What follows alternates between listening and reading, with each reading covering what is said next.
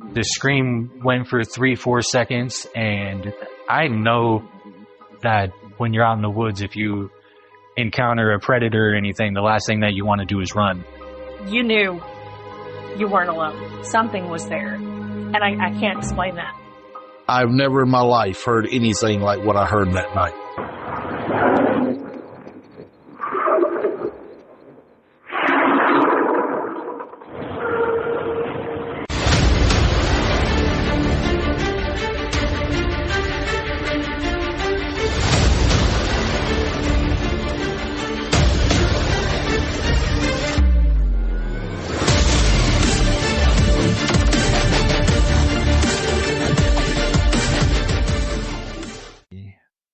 On this episode of the Cryptic Crew Podcast, I have the privilege of talking with outdoorsman and Bigfoot enthusiast Erica Petty. Erica, thank you for coming on the show. Thank you. It's nice to be here. Yeah, glad to have you on. Erica and I met at the Glide Sasquatch Festival in Oregon. And did you enjoy the festival? Oh, I had such a fun time. It was nice to be around other people who have seen or believe. Yes, absolutely. The weather could have been better, but I guess that's typical Pacific Northwest. Yes, it is. We're used to it.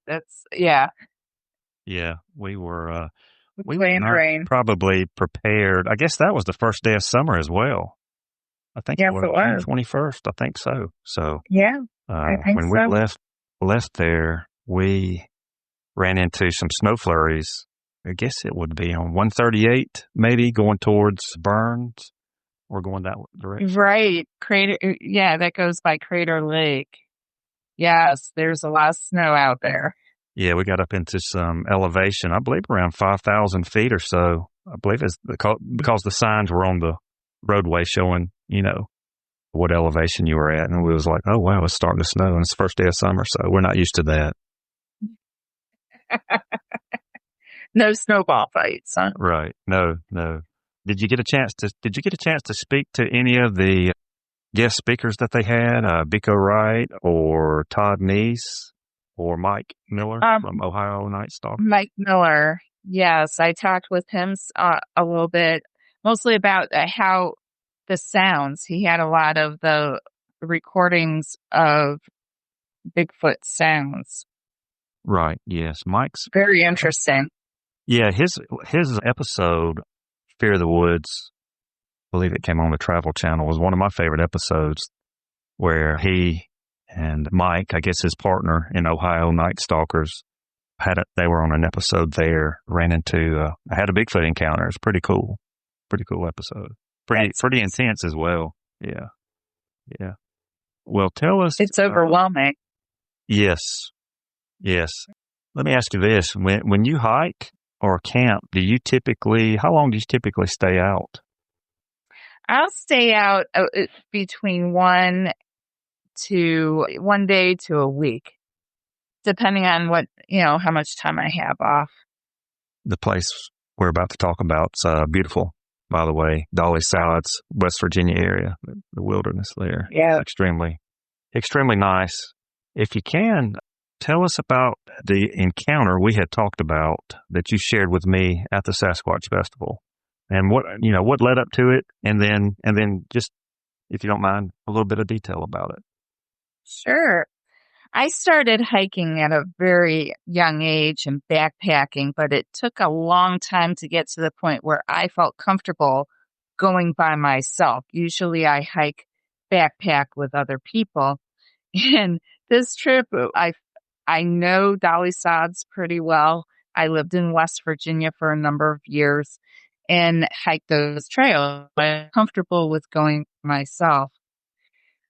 It was, I pitched a camp by a stream. I think it was called Red Creek. And, had a nice evening, totally exhausted. When I hike and carry a lot of weight, it drains me, especially as I get older. And I was out like a light, and early morning. It was still dark. I'm guessing it might have been about 3. I don't know what time it was. A very foul, pungent smell woke me up, and I've never smelled the smell ever before in my life. It was so strong. It woke me up, and I could not get that smell out of my nose. It was just so disgusting. It's worse than a wet dog, worse than a skunk. Just almost like a wet dog rolling around in decaying flesh or something like that. It was just the grossest and kind of fishy. And I'm I'm here. I heard something, and it sounded large, and I heard a almost like it's, like I was in the area and it irritated them or whoever it was or whatever it was. And like I said, I was by the stream and I could hear something going towards stream, and the fear. I just laid there in my hammock and I could not get out. I needed to go use the restroom. I was just too scared. I just lay there until the morning, and it was a couple of hours until the light came up because it was just so, how do I, like, I don't know how to express how I, I knew it wasn't a bear. I did not know it was, and it was the fear of the unknown. Right. So when you heard it leave or heard it walk away, could you tell if it was bipedal or was that hard to tell? It was really hard to tell. I heard like the movement in the bushes, and it sounded big. It sounded big. Now, I've seen moose before up in Maine in the bushes, and the movement, and those moose are huge, sounded as big as a moose. It sounded bigger. Right. So I guess let me ask you this. Did Bigfoot ever cross your mind prior to that? Or was that ever it for a second, and then it's like, well, no way. It can't be. No. And I just talked myself out of that until I started hearing other people's stories. So in your mind's eye, I guess it sounded like it was telling you, hey, this is my territory. You're in my area. Yes, definitely. I can tell whatever it was irritated. I was in its space. Was it guttural?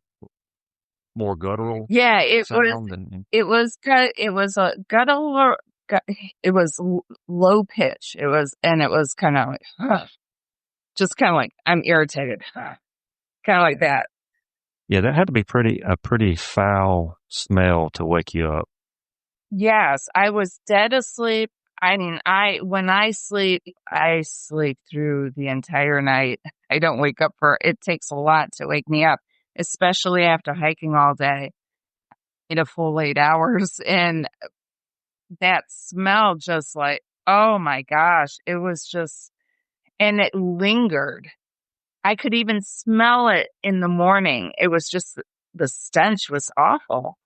Right. Well, a moose is not going to smell like that. Elk, a bear, even for that matter. So no, that I just had a pair cross my path a couple of weeks ago, and it certainly didn't smell like what I smelled.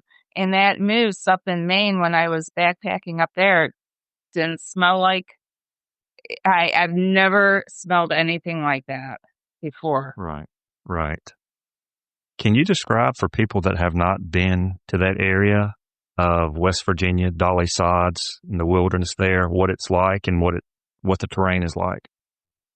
Oh, yes. It's beautiful. First off, when you drive to Dolly Sods, you're driving a good hour and a half where you don't see anything, nothing man-made. And then you reach the wilderness and you go up a huge mountain. It's probably a half hour, 45 minutes up. And it's The roads are rocky and dirt, and then it's vast. There's trees, but when you're higher up like there's not as many trees until you're a little lower when you hike a little lower. And you can see for miles and miles and miles of nothing but nature. It's one of the prettiest spots I've ever seen, and it's remote. A lot of times, I've been there a number of times. I haven't seen anybody, but then, a couple of times I've seen other hikers there. It's very serene, a lot of trees, a lot of rocks, a lot of bouldering. It beautiful. It's a beautiful place. If you ever get a chance, I highly recommend it. Tons of acres there as well. I believe I had looked it up earlier, done a little bit of research, and I think it's around 18,000 acres or so just in that area, if I'm not mistaken. Just in that area, and that's part of the bigger network. So you have, I think it's called Monongahela, part of that system, and there's like other, there's other parks or national parks or not national parks, but parks that attach to it. So you go through, other parks to get there. All right. It's tens of thousands of acres, and it's extremely rural, Yes, very. And like we had texted, briefly, it's an area where something large, and bipedal could live, flourish, hide, and never be seen. And never be seen. Exactly. Yeah, that area it's known for, and we talked about this at the festival, if I remember, but it's an area that has a lot of activity. Yeah. A lot of sightings. Mm-hmm. West Virginia has some places, that I guess you could call it, I don't know, maybe high strangeness could be another term for it. Besides Bigfoot, they have UFO sightings and other things there as well.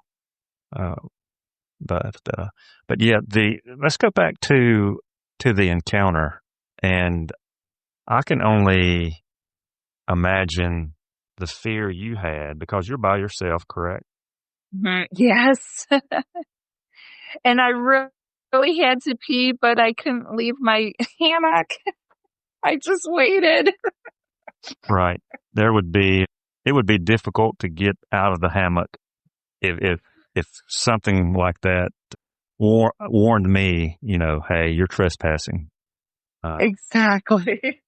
But I guess leading up to that night, you said, what was the weather like, and what time of year was it? It was the fall. It was late September. It was, cool. It was comfortable enough for long sleeves. It got chilly at night, but it was a beautiful weekend. I had sunshine, not too hot, perfect time of the year. Right, and you're at an elevation too. It's not like, maybe not like, of course, the Rocky Mountains as far as height wise, but you're, 3 or 4 or 5,000 feet up, I believe, if I'm not mistaken, and I'm sure who are there as well.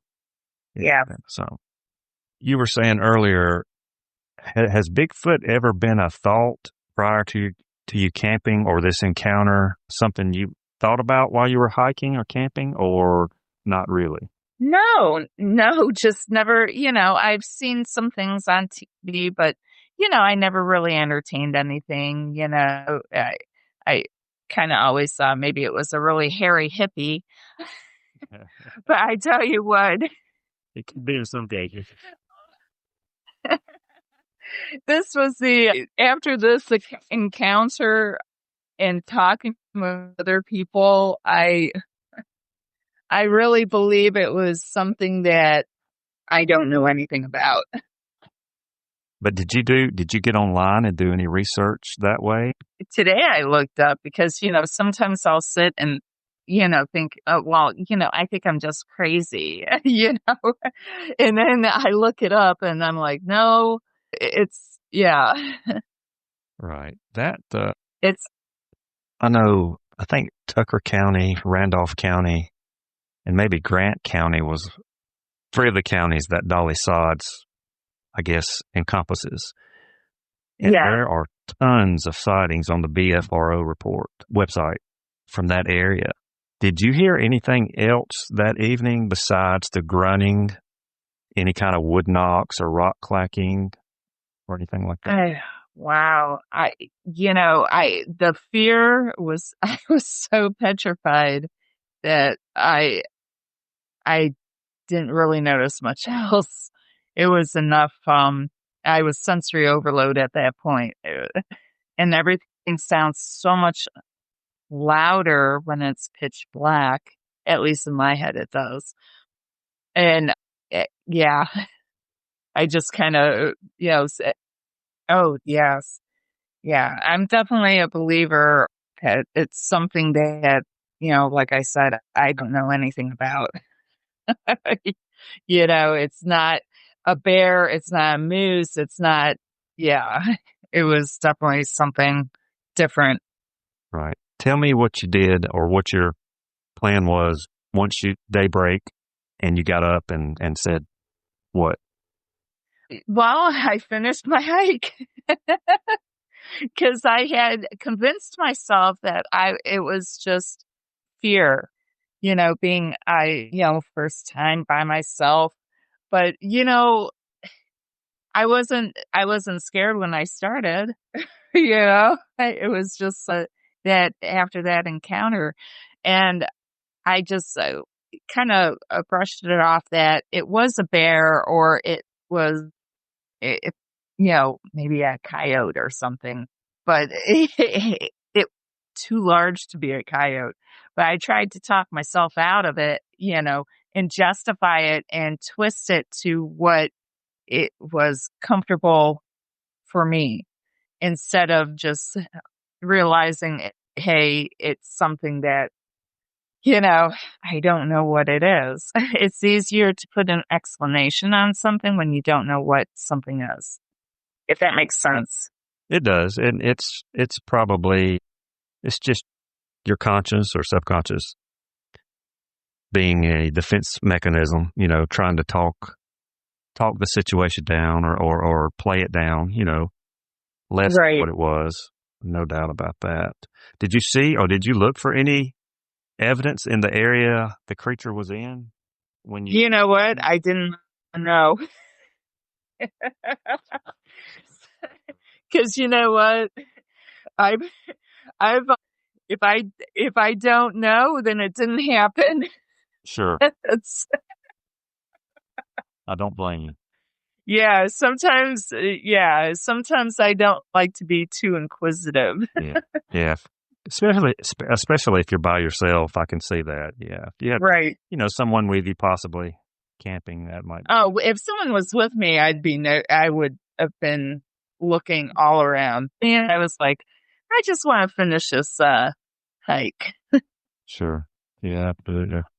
Let me ask you this, Erica. Are you a full-fledged believer now? Or are you still on the fence? Yes, I am. Yes. Yeah, there's just too many other stories just like mine all over the country. So, yeah, I am a believer now. Right. Yeah, there's so many stories, people that, remain anonymous too as well and don't want any type of recognition or popularity from anything like that, a report or an encounter. So let me ask you this. What would you tell a skeptic? Oh boy, if they could just smell what I smell, they would be a believer.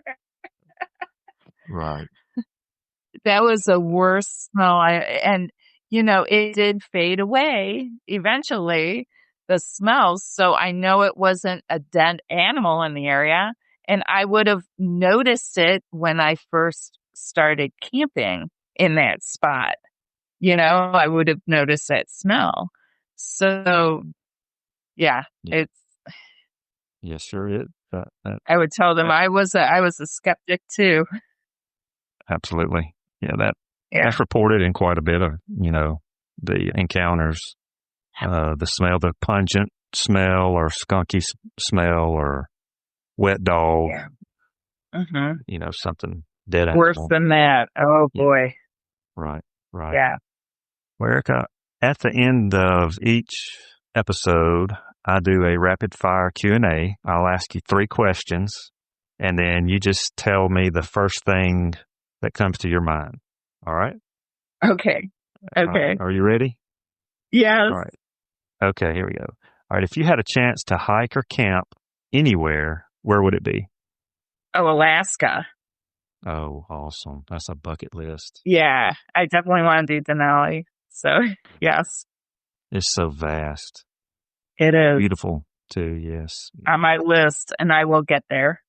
Yeah. And for us, for where we live here in the Southeast, the Pacific Northwest, it's vast as well. You can drive or walk for days and just not see anybody. Yeah. So, yeah. A beautiful place out there. Beautiful. All right, second question. All right. Favorite food to eat while camping? Oh, gorp. The good old raisins and peanuts. Yeah. Yeah. Trail mix. Trail mix. I love that stuff. Yes. Our daughter does as well. That's probably one of her favorite things to snack on. Oh, yeah. I add dried fruit to it, everything. Yeah. Yeah. It's good. And it's a good, something easy to carry with you too while you're hiking. Mm-hmm. Yep. Oh, All right, yeah. Number 3, favorite Bigfoot show, past or present? Oh, Or it can be paranormal show. there was in the 80s, that Bigfoot show I used to watch. It was a In Search sitcom, of? actually. Oh, What is it? Yeah. Was it a movie or was it a TV show? Oh, I think it was a movie. Harry and the Hendersons? Yes, and the Hendersons. That is so funny you said that. But we watched that, myself and Mason, the one we had with us at Glide at the Sasquatch Festival. We watched that not too long ago. It's a pretty funny movie. Yeah, I just old school. Yeah, and it takes place in the Pacific Northwest as well, or supposed to, be. Right. That's where they're supposed to be camping or traveling. So, well, Erica, you're my second favorite. I gotcha. Thank you. I appreciate that. Yes, that's awesome. Well, I do appreciate you coming on, taking your time out of your schedule to come on the show and share your encounter with us. Thank you, Mark. Yeah. And if you have any other encounters or any sightings or anything suspicious or strange, while you're hiking in the future, please keep me in mind and let us know what goes on. I sure will. Thank you so much. You're welcome. And for the listeners, if you've had an encounter, something strange or unexplained, shoot us an email with your contact information at the Cryptic Crew Podcast at gmail.com. Like, share, and subscribe. It helps the channel out. Thank you for listening, and God bless.